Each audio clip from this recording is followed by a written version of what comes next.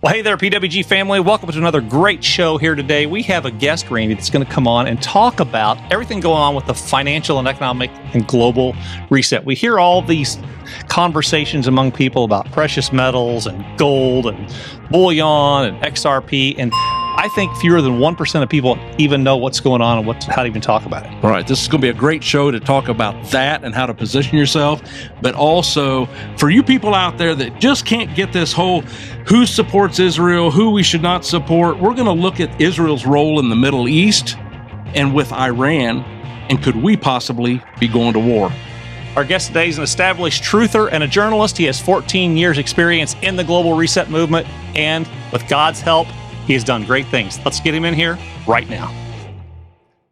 Well, Jon Dowling, it's awesome to have you on here tonight with Patriots with Grit. Randy has been talking a lot about you. I believe we've had several guests on our show that highly recommend having another guest like you who's a prolific researcher, who is deep into the weeds of a lot that's going on with the financial reset. There's been so much said about XRP and crypto and gold and silver and just bullion and everything. And Randy, one of our other guests that we have on frequently, Larry Ballard, he and Jon do some let's just say some collaboration back and forth. Yep. And they're both very, very, I'm not going to say in the weeds, but I'm going to say in the know onto what's going on. So it's awesome, Jon, that you're on here with us tonight. Talk to us a little bit in our audience. We want to hear a little bit about you since you're a new guest to our show. Give us a little bit about your background, what took you down this path, and where you see things going in the future. Well, first of all, gentlemen, thank you, Darren and Randy, for having me on. It's an honor and a privilege, as always. So thank you for the time. Thank you, folks, for lending me your ears. And I just actually did a podcast not too long ago tonight with Larry Ballard. He's a great gentleman, and thanks to you both, I was able to connect with him. So kudos to you for that. Good man. Yeah, very good man. Very God man. As to my background, well, let's see. I grew up in a small town called West Springfield, Massachusetts. Most would not know it, but everybody knows Springfield, the Basketball Hall of Fame. I was about 10 minutes outside on the outskirts of that area. So I'm a born and raised, New Englander. But that part of the world is typically more on the conservative side. And I've had two faith-based conservative parents, thankfully, that taught me, I believe, the right way and gave me a fundamental subset of how to live life with the most honorable way that I can. Not perfect, of course, but honorable and keeping your word, being accountable, being transparent with people, giving your best, letting God do the rest, those sorts of attributes. So, I grew up in a very small town. I have an interesting educational background. I spent the first half of my formative years in public schools. And then for some reason, God had my mom, mom heard from God to put me into a private Christian school. So I did that for a few years. I did Catholic school, formal Catholic school for a few years, and then went on to college from there. My background primarily is in music, the performance and the business side. So I have a bachelor's in performance and a master's in music business management. The idea being how to make a lucrative living at my passion, right? So a lot of the stereotypes of musicians is they tend to be beatniks and not organized and not know enough about business. And that mold has been smashed for, thankfully, several decades now, or that stereotype. But I wanted to be one of those people that really understood both sides, left brain, right brain, and how to, leverage my music to the best it could be, and understanding the business and how to network with people and how the business works. Of course, it's corrupt, but I'm saying the financial mechanics in terms of publishing and licensing and all the different, royalty mechanisms, so that I could, make a full-time living out of this and not have to do other things. But at that time, when you're coming up, you still have to work day jobs, and it's just, I worked day jobs in college. I was always very industrious. My parents, owned a business, and, I worked with them in the business, all kinds of crazy hours, helping them set up an inventory and selling and merchandising and all the sundry things that you do in a business, a small business that many people, I'm sure, on your channel can relate. But, I did a lot of, because people thought I was well presented, so they try to pigeonhole you. Oh, you'd be good at sales. I didn't really like sales per se. I could do it, but I did it just to make a living, to do my music. So I was never really committed to the sales job as much as a means to an end, is what I'm trying to say. So I did a lot of that kind of stuff. After I went to college, I saved up a few years, went back home, taught, did teaching, did music clinics, did studio work, did live gigs, whatever I could do, excuse me, to further the music. Moved to New York City, and was a studio musician for a while. But the songwriting bug was always there because that was something that kind of got developed when I was in college, excuse me, in Boston. And so I kept calling me. And I just, I basically locked myself in my apartment for a year and just wrote, put together a couple of different records, went out, got a band because I had, thankfully, the networking from the studio stuff to pick great players I thought would be a good fit for the music and would like it, and built a team environment sort of thing.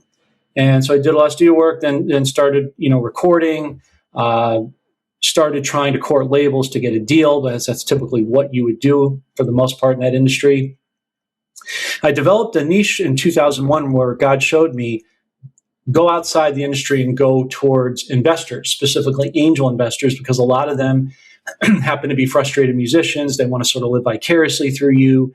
And it's a way, because basically labels are banks anyway, right? So an investor isn't that far removed from a bank. It's just more of privatized funding versus corporate bank funding. And so, I would meet investors and I would learn how to write business plans and tailor my pitch. And, and just like anything else, like you guys doing this podcast, when you started it, you were at a basic level. And the more you do something, you work at it, the better you get it. This is no different. Much like my podcast today. It's an art form that's, healed over time. And so subsequently, I started meeting better and better investors, but I never got to the goal. And quite got there. And God showed me through the process that he wanted me to do it with his money, not the world's money / Satan. And so in 2012, I approached an investor group, we approached each other, and I had to sign an NDA because there were certain sensitive materials that they didn't want, obviously patents and trademarks and things of that nature shared. And I was fine with that. I didn't have an agenda as far as that. And I'm sitting across the table from the main guy who represented the investors. And we were sitting in downtown Los Angeles, and he said, Aaron Lee, hey, by the way, while you're here in the city, go to Bank of America, Wells Fargo, and pick up some dinar. I'm like, some what? I didn't know what he was talking about. It's not like another language. He said, oh, you don't know about that? I said, no. He proceeded to tell me it's the currency that represents Iraq, that they have, tons of oil and gold and diamonds below the surface, and it's a prolific country. It's one of the top oil-producing, countries in in the Middle East, and would be in the world at some point. And I would be able to get ahead of the curve. And I said, well, if you invest in me, I could always use maybe some of that discretionary salary income to do that. And that never came to pass. So it's one of those things, if you want it done right, got to do it yourself. So I started getting into the revaluation of the global reset, which entails in part currencies, metals, cryptos, exotic bonds, land, and quantum technologies, and all the various verticals of the wealth transfer we'll, I'm sure, invariably talk about tonight. And so I started going down that, as you guys alluded to, a proverbial rabbit hole. And I was, just working with some friends behind the scenes, and we just, I cashed out a couple of small, 401ks and IRAs and started investing. And that's how it began. And then again, you just, over the years, because nobody knew how long this would take, it matriculate, you start, building. And a few years ago, bring us up to present day, I was dissatisfied with what I felt was the lack of good Christian representation in this community for the wealth transfer. And I kept asking God to bring somebody that I could resonate with. And that God kept just kind of, I don't say ghosting me, but he was just quiet. He wasn't answering me. So this went on for a few years. And a couple of years ago, I was on a podcast with a good friend, Darren Miata, the late Mr. Trumptastic. People would know him. He became a really good friend. Some family members suggested that I connect with him since he was in the area, and we hit it off, and I learned a lot from him. He's still a good friend that I miss to this day. And I tried my best in a non-pushy way to show him the fruits of the Lord, to talk about God with him, because it's something I feel strongly about. Not perfect by any means. I don't think that's the goal. The goal is process improvement in our lives and in our faith on a daily basis, daily bread. And so I did a few podcasts with him on some notable people like Nick Veniamin and some other people. And he passed away in July of 2023. I got a phone call from the current person I partner with, Chris, on our channel, who owns the channel I'm on. And he said, hey, I saw you on with Darren, and I know he passed. Would you have any interest in doing a podcast? And I said, if you asked me this, 3-6 months ago, I would have said flat out no. I was going against it, kicking and screaming. But when I went to the Lord around that time, he said, why don't you do it? And I was like, I kind of begrudgingly knew he was going to say that because in the back of my mind is a possibility. So obviously he was just waiting for me to just, submit and get on board. And I was admittedly a little stubborn about it because being on camera, as you both know, is not as easy as it looks. And it comes with a lot of judgment and criticism, particularly if you say things that go against the grain of normal constructs of society. You don't follow the herd, so to speak. So that's kind of we've been doing that for 4 years now, Randy. It's kind of like we got our masters in it now. Yeah, there you go. So you understand. So that's doing our doctorate as we speak. They're perfect. So not to be verbose, but to just give you sort of a basic background, that's kind of where I am to present day. So you're ready to tell us all about this economic reset, talk about the revaluation, but let's start off with Nesara. And I'm gonna take a chance here because I used to know what it meant. It's National Economic, is it Security and Restoration Act? Recovery Act. Recovery Act. So the recovery part's what really entertains me. Just explain to people in a nutshell what Nesara really is and where we're at this stage. So Nesara started in the early 40s with the farmers. Eminent domain, the government was trying to take we are the government, but the corporation disguising themselves as the government tried to take away the farmers' land. They went to court. They fought it with injunctions, and they ultimately won on the grounds that it was always their property and property tax was unlawful and unconstitutional. They won it. And that's where it started to get born and took legs. It got a resurgence again in the 90s with a gentleman whose name escapes me, but I'm sure somebody will fact check it, who kind of kept it going. It actually has ties to constitutional law. As fabric of our country. What most people don't know is that back in the 1860s, before we came off of the of being a republic, I should say to be precise, there was actually systems in place that were to pay the people through constitutional monies like gold and silver and other things, property value, property rights, crops, things of that nature that that people could live on, not as a handout or anything like that, but as a constitutional right to pursue their passions. So that's where kind of Nesara started. That's where it built up. It's now, its roots biblically, it does have biblical roots. Leviticus 25, 9-10, which says in the Jewish calendar, every 50 years, there is to be a debt jubilee, right? A debt reset. And in doing so, that would bring people back to their land, their family, their clan, and it would restore things, which is definitely what the doctor ordered. I think in this society, we could agree now more than ever. We need each other, the currency of each other, our families, our friends. We need to come back as a community nationally in the truest sense of the word. So really Nesara in its roots is constitutional law. It's, for the last 7 years, guys, I've been getting emails and texts from people. Hey, my credit cards just disappeared. I called the credit card company. They don't even have a record of me. Or they said the debt the amount doesn't exist anymore. It's paid off. Student loans, mortgage payments, medical bills, car payments, and the like. A good team member of ours. I know you're looking at me quizzically. I'm like, why is mine still around? You'll get your turn. Don't worry. Everybody will get their turn. I don't know why some people. Everybody says, why did they? I don't know. I don't know why people.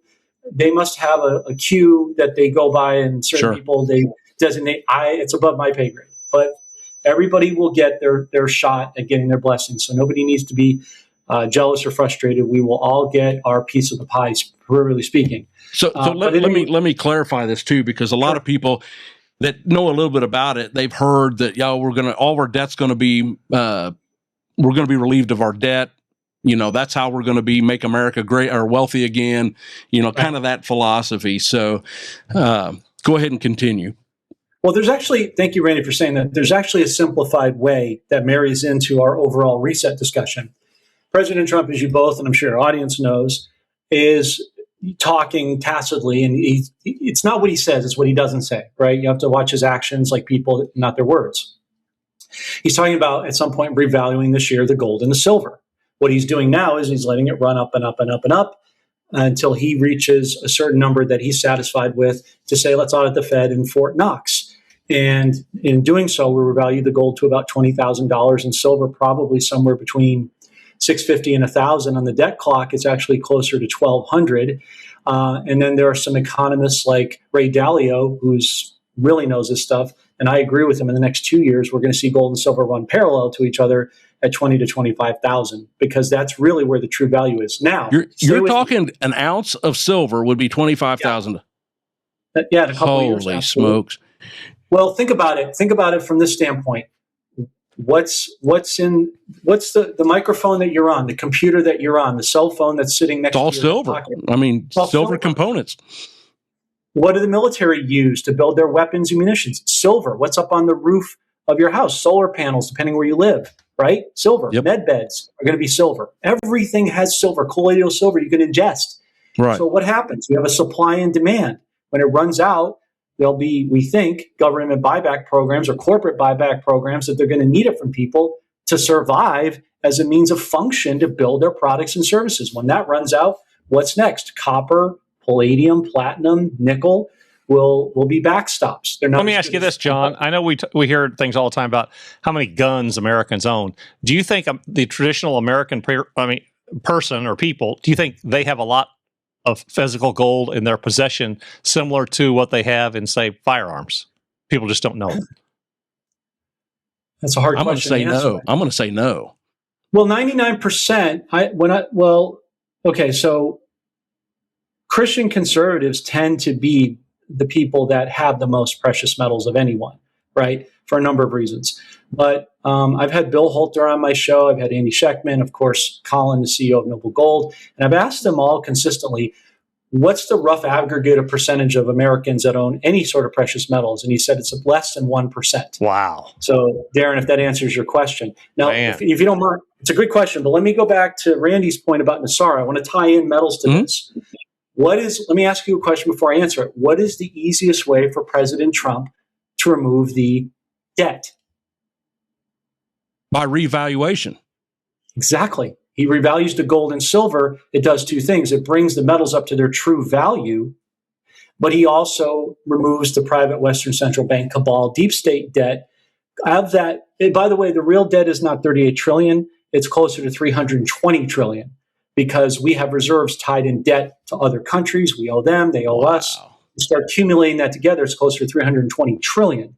They're the real numbers, not the BS they've been telling people.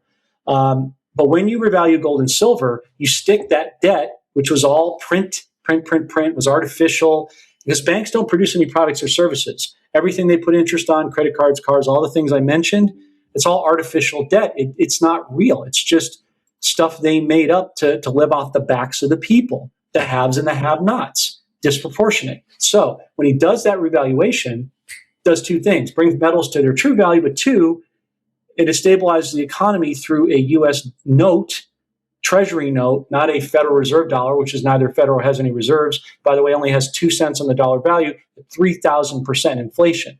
That's why when you go to the grocery store, the products aren't more expensive. The dollar just doesn't have the purchasing power, which takes more of them to buy it, which gives people the illusion that the food is more expensive. It isn't. It's the dollar is losing purchase because we've been miseducated. So when he does a revaluation of gold and silver, he sticks that debt in the deep state. 90% plus of that debt is on the bad guys. Americans only owe about 10 billion of that total amount, which is easy. And then when you remove that, you remove debt, you remove taxes, you lower the fuel costs. It all becomes a systemic effect of elements of Nesara. That's how it all ties together. Does that make sense? So I'm trying to. I mean, there's so many elements to it. Also, it's so deep. You know, I don't know. We've kind of talked about it in general before, and I know you're kind of it kind of messes with your head because it's all over the place. It's all over the place. And I'm talking about his head's all over the place, but no. That is true. No, but so with this whole system, I've heard rumblings of they're going to revalue, I guess, the currency, and then you go to what, a supposed redemption center. Tell me about the redemption centers. Yeah, that's a subject that I battle constantly. And Darren, don't feel bad. My head's all over the place too. So you're not alone, my friend. All right. We've been miseducated and lied to about everything: the food, the money system, the school system, medical, banking, health, everything. It's everything. You basically just do whatever they say and just do the inverse, do the opposite. Yeah. Okay. There are no redemption centers. That's a scam. There are no 800 numbers. That's a scam. What are you going to do? Meet some clown in a hotel who's going to say, oh, I can get you a contract rate that's better than the banks. How are they going to do that? Are you telling me nobody ever asked what a redemption center actually is? I've never heard a real definition of it. You know what a bank is, but you're going to a wealth management center. Have you gentlemen noticed that a lot of the branches are going away at banks? They're paring it down. And the ones that survive say premier wealth management centers. That's for us. That's for the reset. Okay. They're bringing in treasury backed people to work with the bankers or the wealth management people to conduct the exchanges. The banks just slammed down metals not too long ago. They're slamming down the cryptos until the Clarity Act passes, which we're praying is going to be coming up the rear here pretty shortly, which should put a massive artificial infusion into cryptos, into the metals, and into the stock market, which is the biggest Ponzi scheme of all. But we need that bubble to blow up and burst to birth the new system so everything works together congruently. So the same people that just slammed that down, are you telling me that they don't have a vested interest in the foreign currencies? Of course they do. Why does the reset have to happen? Because we're going to a digital system backed by metals on the new blockchain. They need the paper currencies from said people like us to go to the banks, which then gets washed, brought to the treasury, itemized, collected, brought back to the countries of origin, because they don't have printing presses in the same way that we do, because we enslaved the entire world with the dollar system. This we know. No person saying that they're going to meet you at a hotel and give you a better rate is going to be able to get around the banks and the Treasury Department. And we're forgetting something else. The places, the currency dealers, wherever you bought them from, right? Whether it's, I wouldn't recommend it, but eBay or a licensed currency dealer in America, we know there are several. They also buy them back. So you have leverage for the first time in history as a consumer because you got the banks and the exchange centers, the dealers that want to buy from you. So just like shopping for a car is the easiest analogy. You don't just typically go out to any dealer and just take whatever price they give you. You shop around, you talk to different dealers, you go to Carvana, you go to CarMax, wherever you go. You network with your friends, say, hey, where'd you get your car? Did you bid a fair price? Who'd you buy it from? Whatever. People talk. And you get the best deal you can. This is no exception. But please don't get scammed by a redemption center or 800 numbers. That is a sucker's game. Just go to the bank, make a simple appointment with somebody who's licensed to do this, and make sure that you blacklight your currency. You can buy a simple currency fraud fighter machines, $20, $30, Amazon, eBay, whatever. You slip it in there, and in 1 second, if it lights up the denominations on the various currencies, you know it's legit. On the Zim bonds, if you see the yellow striations, that's legit. They all watermark for security purposes, but you don't need a redemption center. Stay away from those. You don't need a humanitarian project. That's fine if you have one. It's not required. You don't need a trust, although it's good, but you don't. All you need is legitimate currency to be an American, have an ID, be able to walk upright, dress properly, and conduct yourself like it's the best job interview of your life, because this is what you've been waiting for. So treat it with the reverence that it needs, but please stay away, whatever you do, from the scam of redemption centers. So, Darren, what did you think when I told you I bought Vietnamese dong and the Zim? I thought you needed a brain transplant there for a while. I had no idea what to think, Randy. So, explain how those currencies will be revalued. From what I understand, it will be a kind of a global revaluation as the economy changes. So, if let's just say I spent $50 and I have a trillion dong.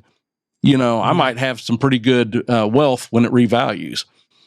Well, you will, number one. Number two, let's start at the basic premise, which I know you will agree, and I imagine the lion's share of your audience will agree. On my channel, we don't do dates and rates. That's the whole guru thing. That's not what we do. What we're about is mindset, having the proper mindset, taking action. This is the year of action, gentlemen. This is the golden age year. I mean, you've already started to see it in metals, and that's going to find its way leaking into the cryptos and currencies and everything else we talked about. Taking action and then sowing where you prosper. And that doesn't just confine itself to your church. It can be a person on the street that gave you wisdom. It could be somebody at a coffee shop. It could be a homeless person. It could be anyone. That could be an angel that you're meeting that you don't know you're meeting, right? In human form. That happens all the time. This we know. Okay, so the currency. Okay, so for the longest time, we were under the belief that they would go one at a time, specifically starting with the dinar as the ribbon cutter, right? Because that's been the most emphasized country because of Kuwait, right? If you go back to the 90s, during the Gulf War, the Kuwaiti dinar actually revalued in 91, 92. I have a friend that passed, Tyler, whose father actually had a ton of Kuwaiti dinar. They told everybody that the oil fields were on fire and the Shah of Kuwait was dead and was never going to happen. They did a misdirect, a move and a counter move. And the next day, brokers called clients and said, hey, come on in. And that's what we're going to see again, per the late, great Kim Clement, if you know who that was. Oh, yeah. One of the greatest prophets of modern time that I adore dearly, and many of my audience does. He said, when things seem at their worst. Well, what do we got going now today, gentlemen? We've got 3,000% hyperinflation on a dead, worthless paper dinar. You could use as toilet paper. You'd be better off, number one. Save you money at the grocery store. Two, and it would come out in bright colors. Two, sorry about that. Two, little guy humor there. Two, I don't get to do that very often. Two, you have threats of war, rumors of war, like Kim Clement talked about in the Middle East. We're going to see Israel do a misdirect. Remember last year in June when the power plants of Bashar and Iran were hit? It's going to happen again because that's where the Ayatollah is. President Trump, I showed you, Randy, on our pre-production meeting, I showed you a couple of slides that you weren't able to pull up now because they've taken them down. What a shock. There wouldn't be any truth to that, would there? No. Retry. Oh, you can't retry because we've scrubbed it. Anytime they scrub it, you know what that means. Absolutely. But it shows President Trump said, I made a grave mistake in the Fed chair, which we'll talk about. When did you, in your heart and mind, when did you know you wanted Kevin Warsh? So officially, it was 2 Fridays ago, but when did you? Well, really I made know? a mistake. He was runner-up, if you want to say that. He was a finalist. Yeah, he was, and I made a mistake because I had somebody that was my Secretary of the Treasury, wanted him so badly, and I didn't feel good about him. But sometimes you listen to people, and it was a mistake. It was really a big mistake. But I think we're going to do something that's really spectacular. Where has that come up? The media, the fake news, is going to dub the attack of Israel, the Khazarian mafia, not the nation of Israel, or the state of Israel, to be precise. There is a delineation there. They're going to hit the power plants of Iran again. It's going to look like World War III. We're going to see the housing market implode. That's been a long time coming because we've already seen the commercial real estate here in California. It's kaput, and it's systemic throughout the country. It's happening everywhere. It's happening everywhere, even where I'm moving to, the wonderful state of the wonderful people of Tennessee, where that has been a 30-year calling on my life, by the way, since I was a kid. More on that later. That area, that Nashville, which has been seemingly untouchable with real estate, almost impervious to financial attrition, is going to see it. So if you see it there, like you said, Darren, you're going to see it everywhere. Oh, yeah. You can't escape it. It's as simple as this, guys. The Bible says you can't pour old wineskins into new wineskins. You can't pour the old motor oil in with the new motor oil with an oil change because it'll gum up the works. Oil and water don't mix. So you're seeing gold and silver spike through the roof. What does that mean? That means two things. That means that the real value of things is coming to light and the fake value of things is coming to light. But when you see gold and silver spiking, that means that we have a failing economy. It's an abysmal economy, right? You're starting to see layoffs. You're going to see a lot more of that. that's going to gin up the temperature to look like things are at their worst. Then God frees his people. So again, I'm not going to get into dates and rates, but I will say that the dinar is backed by a tremendous amount of assets in the ground. I've had military friends and other friends go there. I'll give you a quick story. I don't know if you guys know this, but there have been over the years contractors to go over to Iraq to help them excavate for water. What's the number one issue the Middle East is having? Water. So that's why the Iranian proxies disguised as Iraqi politricians, if you will, have been cozying up to Erdogan in Turkey, a bad guy, because he holds the water rights. They hold the oil rights. So they make a trade, right? Been going on for the dawn of time. And so you have a situation where Iraq, so the guy is contractors over there. Sorry, I was losing my train of thought. Contractors over there. There's a lot of details in my head. He's excavating for water. So how does the government of Iraq pay them? As he's excavating for water 6 feet below the sand, water comes up. Other things come up like gold flakes, gold nuggets, gold chunks. Whatever comes up in the grates, they get to keep as their payment. It's a true story. So they got a crap ton of gold, diamonds, rubies, sapphires, oil, obviously, copper, tin, you name it, right? Vietnam, 8% GDP growth this year alone. That's over 2/3 higher than any other Asian province in the area. You guys remember in 2020 during COVID when we were all forcibly shut down, President Trump and Pompeo in August pumped almost $1 trillion Fed dollars in what they dubbed the Indo-Asia Pacific Initiative. Okay, well, I can tell you for a fact, I've had people on like Jim Willey, who is very good at what he knows, and he told me on my show 2 years ago that Trump has a skid pallet of dinar going up to his knee.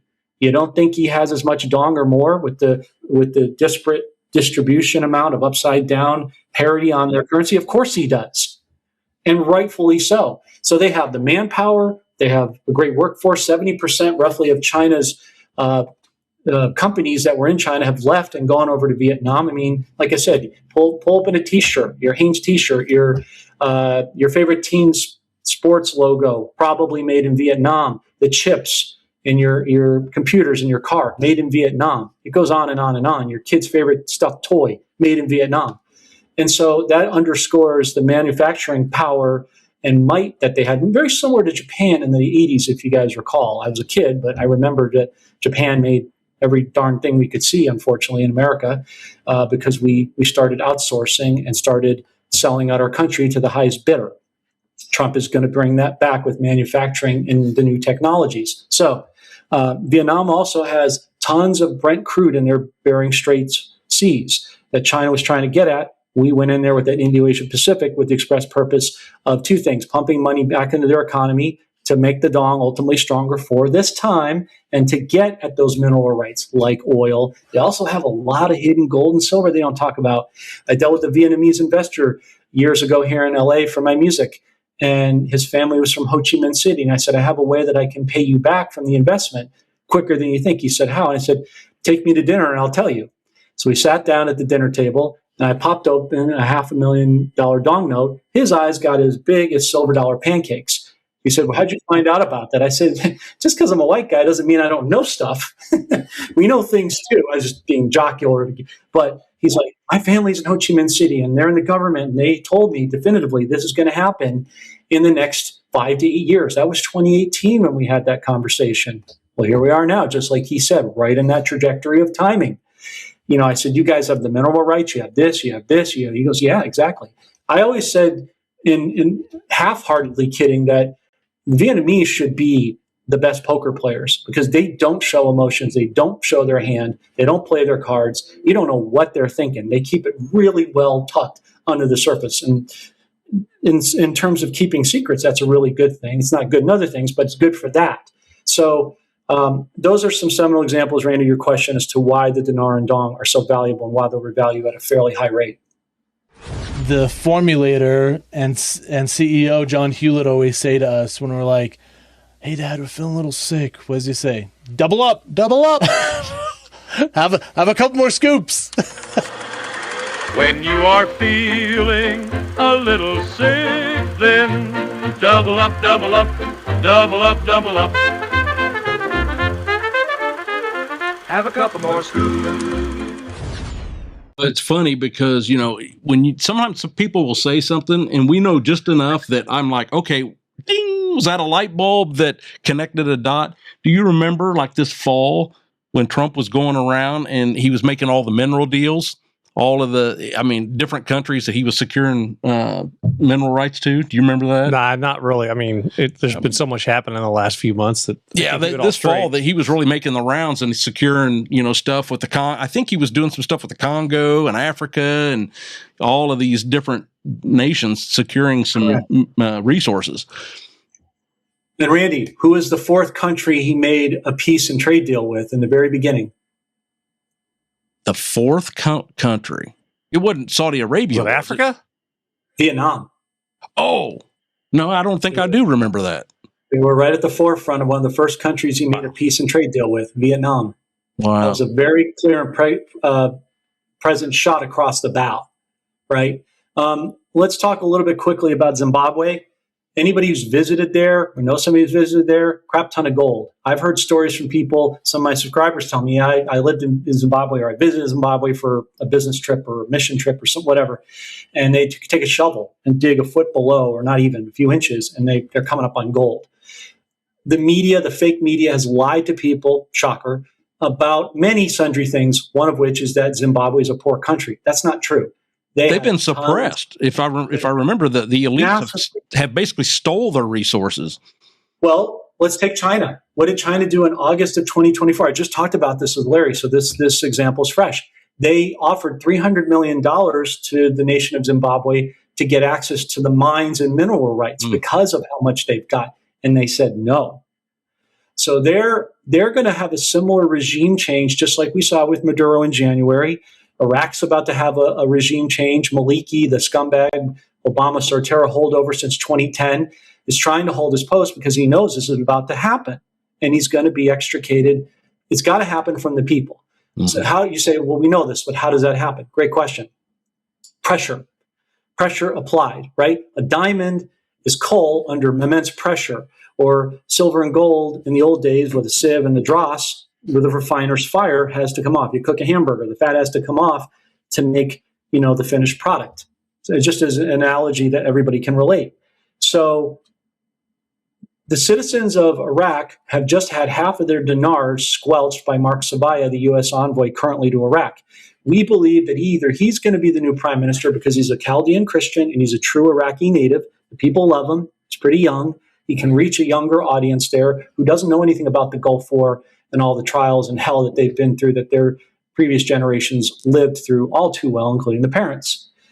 So the Iranian corrupt proxies are going to be extricated with the grave Israeli mistake we talked about, which will bring about what Kim Clement talked about, the grave surrender. You will see regime change in Cuba. You'll see it in Iraq. You'll see it in Iran. You'll see it in Zimbabwe with Nelson Chamisa, who, by the way, has worked with Trump and Elon Musk. He's always wearing a gold tie. He's talked about Starlink.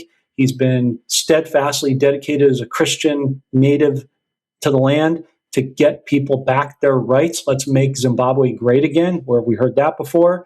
So you start to hear a common theme in language. You could look for words, you look for patterns, you look for certain things. This is ostensibly, gentlemen, going to be a domino effect. You get regime change, you remove the corruption. It's part of Nesara, by the way, as a tie down. You bring peace. Once the peace is there, the prosperity can ensue. And that goes back to what you were talking about a moment ago, Randy, with all the peace and trade deals he's already made and is going to continue to make. The gold and silver revaluation effectuates these other countries because it helps America, but also helps free up those countries so they can become sovereign free nations. They'll live on assets in the ground. So you take a country like Costa Rica, which is rich, I'm sure, in different various sundry minerals, but they're also known for their luscious crops for fruit. They can actually use their coffee. They can use their coffee beans to back, as strange as it may sound, because we've never done it before until now, to back the economy. So whatever you produce in the ground is what is going to back your currency. Similarly, here in America, gold and silver, God's money, 5,000 years old, constitutionally sound. Our forefathers hated banks. We're going to be getting rid of the banks. We're going to be going peer-to-peer, basically like Bell or Venmo without a middleman. Think of it the easiest way to think of it. Just cut those bums out and just go direct. but gold and silver will be backing our new U.S. Treasury note. They don't fluctuate, especially when he revalues them. They don't have interest attached. Trump will be the third president in history to remove the private Western Central Bank. The last person to do that was Andrew Jackson. The gentleman before who tried to do it, JFK, was killed, unfortunately, trying to do it. But all those Treasury certificates, JP Morgan holds the largest amount of silver in the world, 970 million ounces. Trump has already dealt with it. Is it physical or is it certificates, paper? Physical. Okay. Physical. But he's going to take the paper certificates, the Treasury notes from the 60s back to JFK. He's already dealt with Jamie Dimon behind the scenes in a number of ways we can't get into right now, and basically turned him. And he's going to pull that supply back, put it back into the economy. We just had a bank about 10 days ago that's on the Chicago Mercantile Exchange, not too far from you guys, that it just imploded. It went down. And there was 291 million ounces that flooded back into the market. And the speculators who short the market took that with the banks in cahoots to try to drive the price down so they could do what? Buy more for themselves. So that's what this manufactured dip was when silver dropped from whatever it was, 113 back down to 70. 118 down to 70. Right. Yeah. And now I don't know what it is today, but that was on purpose. It's 76, 78 on the futures markets, but don't go by that. What you go by is the Shanghai Exchange, because that's still teetering around 120 to 130. Japan, during this period, was paying as much as 150 an ounce. Mm-hmm. So what Japan is doing, by the way, since we're talking about them, and a lot of countries, not just that, but everybody knows the Japanese yen, so that's why I use that. They've been quietly devaluing their yen currency, like we've been doing with our worthless Federal Reserve dollar. That's what you want to call it. It's just an IOU ostensibly. And they have been printing, and then they take the profits and they buy gold and silver because they know what's coming. Why have the banks bought all this gold and silver? Because they know what's coming. Why it's all these nations are tapping into it because of BRICS, the unit. Where's Iran running to the safety of? The BRICS with China and Russia, because as Kim Clement said, that basically Iraq is going to get about a 3 to 4 year peace respite before Iran gets stronger and takes over again, unfortunately. So there will be a period of peace of time where President Trump is here that you will see peace throughout the world. It's enough to extricate people to break free and then move to, the country and suburbs outside the major cities. So Darren, we've talked about this, but if we wouldn't have started this podcast, we would still be in that small group of people that have no clue what's going on whatsoever. What you just said about, the gold and the silver and the dip and all that stuff. So it's at 70 something now. What would you tell somebody is there's definitely, to me, there's still an upside, a lot of profitability left if you wanted to buy now. It is not too late. Well, not too late. It's just beginning. Now, I'm not a financial advisor, and this is not financial advice. No, it is not. No, but our team knows what they're doing. And I'm very blessed to have a fabulous team of godly men and women who are at the top of their game that help me do whatever it is that I do. So I want to start with them. I would say treat this like getting on a freeway. You guys are in Kansas, right? Kansas City, Missouri, yeah. Kansas City, Missouri, I'm sorry. So what's the big freeway where you guys are? I-35, and then it crosses with I-70. Okay, so to use it in a regional colloquial way, here in California, the most common one is the 405. Mm-hmm. And there's like 6 or 7 lanes. Stay with me on this. I'm answering your question. It's buying silver and gold or platinum, copper be a big one I get. It's cheap right now, by the way. I'm wearing a copper bracelet. Very good for health. Actually, the metals actually heal you from a lot of the toxins and the chemtrails, which we've been dealing with quite a bit as the country has. You don't say. You don't say. Chemtrails. With this manufactured snowstorm that you can't burn the snow? What is that? Yeah. Anyway, let me not get off track here. I think we concur. So my 405, your I-35. I-35 and I-70. I-70. So you're in you're coming up to the freeway onto the entrance ramp, right? And you're looking left, waiting your turn, trying to see when that open rhythmic space is. Similar to buying metals, do you say, well, I'm just not going to do anything. I'm going to sit here and just wait until there's no traffic. That's a good point. You might be waiting until midnight for that. And at that point, it's a moot point. And not to mention the people ticked off behind you that want to go too. So that's why I use this analogy. There's people behind you waiting to buy. So if you're not going to do it, trust me, someone else will. Right. There's no perfect time per se to get on the freeway. Just when you get a clear lane and it looks safe and it's ready, go. And then whenever you get on the freeway, now you're in. Whether you got in first, last, middle, does not matter. Get in the game now, folks, because it's only going to get more and more expensive. Do you want to buy when it's, seven? And by the way, that's the spot price. You have to pay the miners and the brokers. Mm-hmm. So you're probably going to add about $8 to $10 on the spread on top of that. So that's not the bottom line price unless you're a wholesaler, but most people are not. You want to buy it at $80 or, $8,000, $100 or $25,000 because you're sitting waiting, thinking that it's going to dip. It isn't. This is the extent of dips. The banks with Basel III now, the jig is up. With the implosion of banks, they're not controlling the cards. Trump is holding the Trump card, and this is one of them. So it's just going to continue. The more they fight it, it's just going to continue to go up and up and up and up. And here's another little tidbit that's going to blow your guys' eyes back. For every dollar that silver goes up an ounce, it shorts the banks $1 billion on their balance sheet. I've heard that. Killing them. It's absolutely killing them. So buy silver because it kills the banks. And if you want to speed up the reset, pretty great way to do it. We got control then. I mean, for once we have control. Why do you think, you said a while ago, John, fewer than 1% of people own precious metals.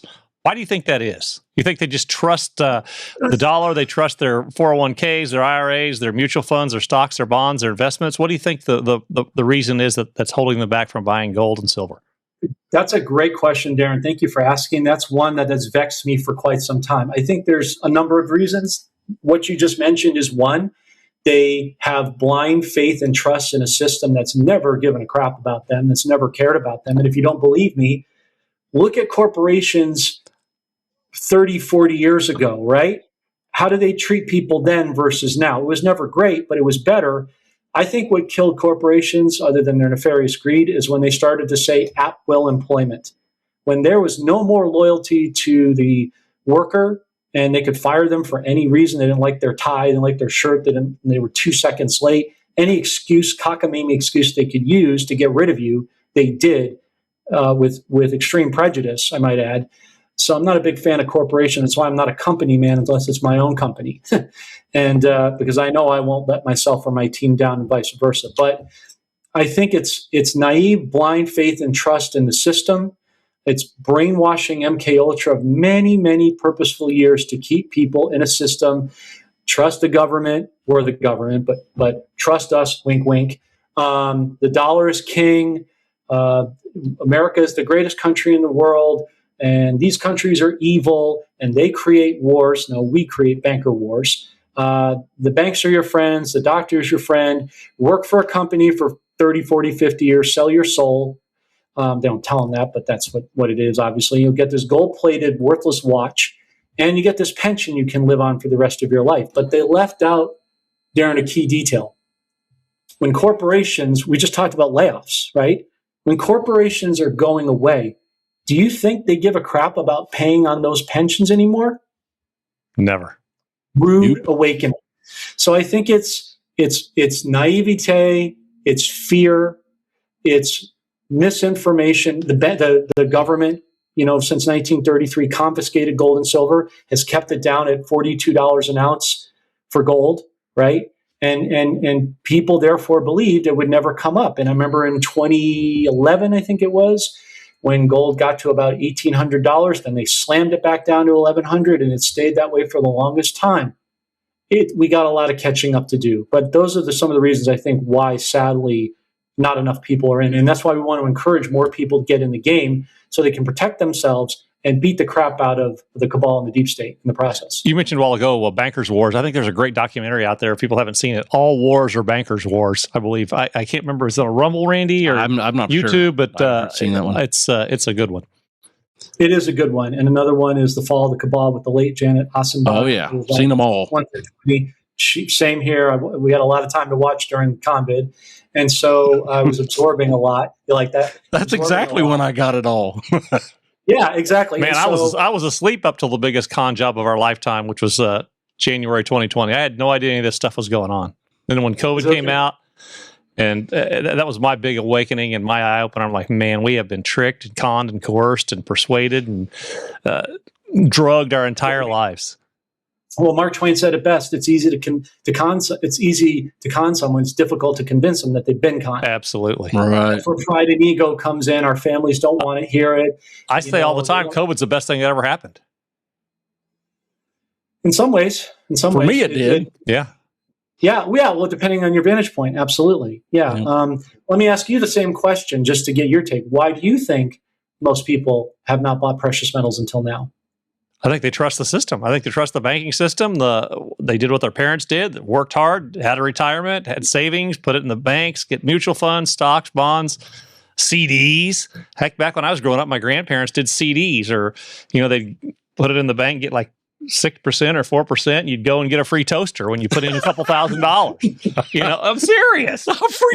Capital Federal Savings. You'd go over and deposit $10,000 today, and we'll give you a free microwave oven or whatever. They would go get a free toaster or a free. But I mean, literally, you'd walk away with this little certificate and a box with your toaster in it. I'm not kidding. No, I've heard these stories. So it's true. It's true. Get this free turkey baster was another one. Exactly. Hey, before we have to let you go, I know you're the man. You've already touched on Israel. Something that's heavy on our hearts is we're seeing two sides of this whole Israel thing. And I know what little bit that I have is I don't like Israel, the Khazarian mafia piece. There's all kinds of examples of Israel not really being our allies, such as the USS Liberty, shooting at that. So how do you talk to people about dividing what we should support and what we should not support? Another great question to complement Darren's question. I'm not the man. He's the man. I'm just working for the man. But thank you for the kind We're the men of great questions, though. Of little knowledge. I appreciate the kind words and the airtime. This has been a challenging one for me and for a lot of people. This is where, similar to the discussion of precious metals, where what I call the cognitive dissonance divide tends to happen. A lot of Christians are taught, support Israel. I stand with Israel. Kim Clement said Israel is forever. But he's talking about the true nation of Israel, the true people of Israel, not the Khazarian mafia, who does not have any real Israeli ties and just in name only. It's the cabal all over it. Jacob Rothschild was not Jewish. He changed his name to have a Jewish sounding name because it would help him in certain circles as he traversed into America. It's all manipulation and lies and usurpations, essentially, that cabal side of the Jewish mafia has used to deceive people.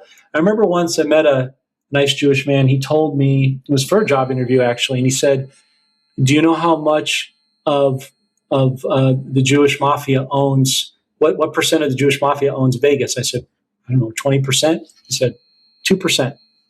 2%. So it's proof that it does not take much to start a fire. Right. You don't need mass numbers.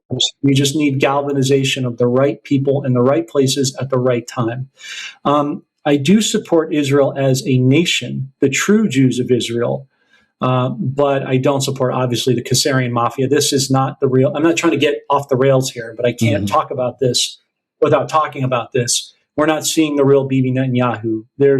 I don't know if you know this, but every president since I don't know when has at least 6 doubles. Yeah, because I've heard this way they can be in multiple places at one time and avoid the assassination, which President Trump has had probably more assassination attempts than any other president in modern history, including the Butler incident. And I always thought it was weird how he was able to walk on his plane the same night of getting shot. And I knew that was, moves and counter moves. So this is not the real Netanyahu we're seeing. So they've been used and turned. I don't believe this is the real Putin we're seeing. So I guess to answer your question in a elongated, protracted way, I try to tell people things are not what they seem. Mm-hmm. Your eyes will lie to you. I mean, look at AI as a perfect example. Oh my gosh. Half the time, we don't even know if we're looking at a real person, a real scene, real food, and that's on purpose. I told It's Randy the all other day, about- we were passing back and forth some AI videos and stuff. I'm like, man, I had to take a double take there I had to watch one of them 2 or 3 times. And I'm like, yeah, this is AI. But I'm like, if this good at the consumer level, what are we looking at the government and deep state levels, what they have? Because I mean, Randy, you can go out and spend $20-$30 a month and get a subscription to whether it's chat, or I'm sure they have different versions, probably the dumbed down version of video AI too, and you could convince probably 95% of the people that see it. Well, and then you take social media and Facebook and Instascam and TikTok talk and all these people who are willing participants in the scam that I call it. That AI is only going to get stronger. It's not going to go away. AI is akin to the internet. It's good and it's bad. It depends on whose hands it's in and how it's being used. But hopefully, Randy, I answered your question as far as Israel's concerned. Okay, so what does it mean to you? Because I always tell Darren, he goes, man, I don't know what we're doing. And I said, I don't know what we're doing this whole thing with Israel. I don't know why we're buddying up with them, blah, blah, blah. And I always come back to just keep in mind, we're supposed to save Israel for last. What does that mean to you? Thank you for saying that, because that's exactly where my mindset was going. I think this is the seminal cadence moment, if you will, the Rubicon of the movement right now, where Trump's playing one of his trump cards to make Israel last. It means to me that Israel's being used to do the dirty work that we don't and should not do by attacking, for example, the Iranian Bashar power plants, like we did 8 months ago. They're having a meeting tomorrow. I don't know. It's just my personal opinion, speculation. I could very well be wrong, but I go a lot off of instinct. That's how I roll. I would be watching Saturday this weekend. A lot of news cycles happen on weekends when people are not watching, right? When people are not working. It's perfect cloak and dagger. People think banks are closed on the weekends. They're not. They're closed to the public, but it's still going on. Money never sleeps. The crypto markets never sleep. The gold market and the precious metals market never sleeps. Shanghai can tell you that. So I say that to say that I think that Israel is being used they're being used in a way nefarious to do something good, much like the example with Maliki. Let me tie that back in if you don't mind for a second. So Maliki is a bad guy. There's no question. But God can use Genesis 50:20. He can use what's meant for harm to use it for good, for the saving of all souls, correct? That's what Genesis 50:20 tells us, those who know our word well. So God can use what the enemy is meant for harm. For example, Maliki thinks he's going to stay in there and subjugate the people. He's not, because either Mazim or Mark Savaya will take over as prime minister. Our military is at the border. They left the embassy and the governmental areas to go to the border. Why did they go to the border? Because that's where trade and commerce happens. That's how Iraq, in part, is going to come back to the international stage. Where would you try to stop it? At the border. We only have about, as I understand it, roughly 2,500 plus troops there for redundancy, for teaching purposes to the Iraqi military. But we can pull Navy SEALs, the Marines, any combination thereof we want. Maliki's going to try to come from, hey, I've won, blah, blah, blah. So the citizens will have all of their dinars cut off at some point here. All the oil at the Strait of Hormuz is being cut off to choke off that supply, because that's been their lifeblood to this point, dollars, dinar, and oil. You cut all that off, you're going to have a lot of ticked off, scared people. We got to get the citizens at the green zone Iraq. They got to get ticked off, just like we saw here in November when President Trump did the initial shutdown and the EBT card was cut down for a while. People were threatening revolt. They were getting real antsy. But they want socialism. Right. It's a whole different story, but they just got a taste of it. They want handoutism. Yeah. But that's because they don't know that they're more capable than they realize, and that's where we're going to have to re-educate and re-empower people. But that's another story for another day. So you're going to have these multitudes of theater, right? You're going to have this meeting tomorrow. Perfect backdrop for Bibi to hit the power plants of Iran again on a Saturday, as happened 8 months ago. 8 is the number of new beginnings in the Bible, right? We're in the month of February, Chinese New Year, 8 symbolism, if you're into that. I'm just putting parallels together. Mm-hmm. So you're going to have that thing. You're going to have the dinars, the oil cut off, revolting in the streets. The citizens finally getting off their duff and getting angry enough to take action. This is the year of action, 2026, the golden age. You know what that means? and they yank Maliki out with the military, pull through the windows, bust through the doors, grab his butt out, take him to prison, finally where he belongs. But I was saying before, it's a good thing that he's here. You say, why? If Maliki allowed the reset to happen in 2010, we're not having this conversation. We're not having this reset. It would have happened a long time ago. So God allowed something bad to bring something much greater, to get more of his people into the mix, to take advantage of the currencies, of the metals, back to your point, Darren, earlier. So you see how it all ties together, right? It's puzzle pieces. That's what we do here. So then you have the bombing. The media will blame Israel. Oh, that's the grave. They've already said it. Trump said, I made well, you can show these the pictures I showed you, the slides in a moment, to support what I'm talking about. Trump said, I made a grave mistake with picking the Fed chair. He said that. Iran said, if they get attacked by the U.S. or Israel, that will be a grave mistake. Predictive programming. They always have to tell us what they're going to do in entertainment under the guise without telling us. So it's word manipulation, right?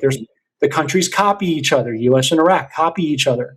They're the Republic of Iraq. What are we about to become this year? The restored republic, the constitutional restored republic. See what I mean? Yeah. Parallels. Making sense so far? Yeah. Okay. Same, Darren, with you? Absolutely. I'm right here with you, man.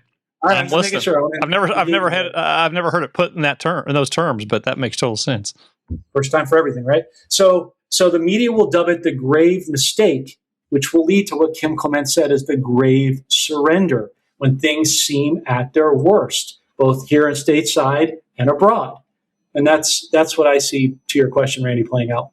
Crazy.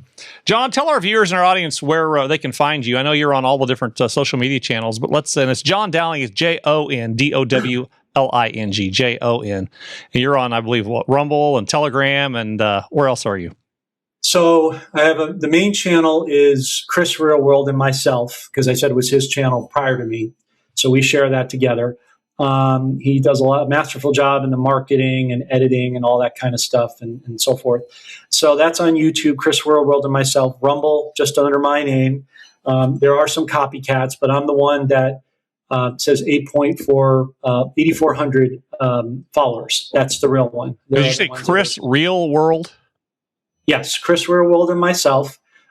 There's Rumble under my name. There's BitChute under my name. Then there's Telegram under my name with myself and Chris. And so those are the primary drivers. We looked at entertaining going on to X, but there's so much negativity that goes on there. And I'm counterfeited a lot on X, Facebook, Instagram, so that is not me. Okay.